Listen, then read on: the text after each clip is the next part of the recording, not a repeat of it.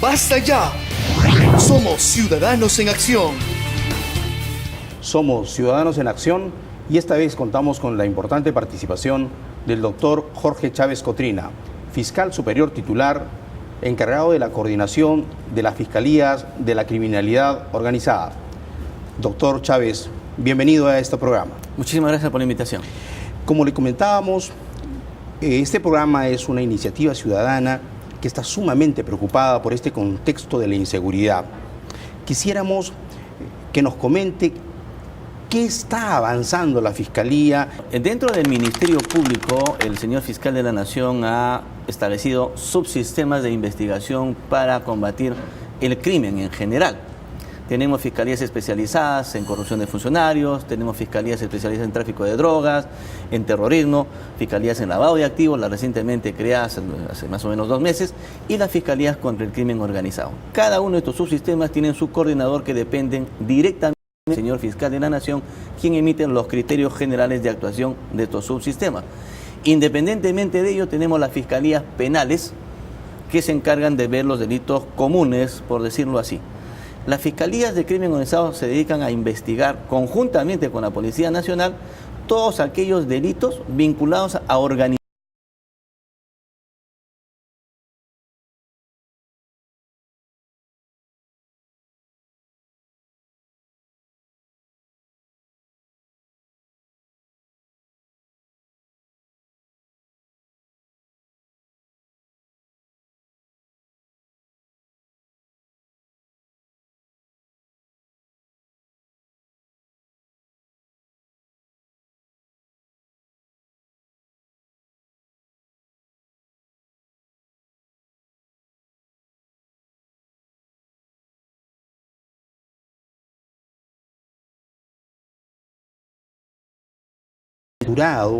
Que puede prever y combatir la delincuencia, ¿por qué asistimos a una cuasi impunidad generalizada? ¿Qué es lo que está pasando? Porque el tema de la inseguridad ciudadana no es solamente un compromiso del Ministerio Público, es un compromiso del Estado, es decir, Policía Nacional, ¿cierto?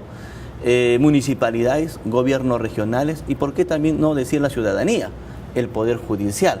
Es decir, cada uno de ellos también debe tener sus programas. Hay que articular mejor el tema y obviamente evitar que la población se vea inmiscuida en esta inseguridad, que ya no es una sensación ni es ni siquiera una percepción la inseguridad, es una realidad. En ese contexto, el Ministerio Público en muchas de las jurisdicciones a nivel nacional ya han implementado el Código Procesal Penal. ¿Qué nos puede decir de qué avances y qué logros han ido obteniendo en estos lugares?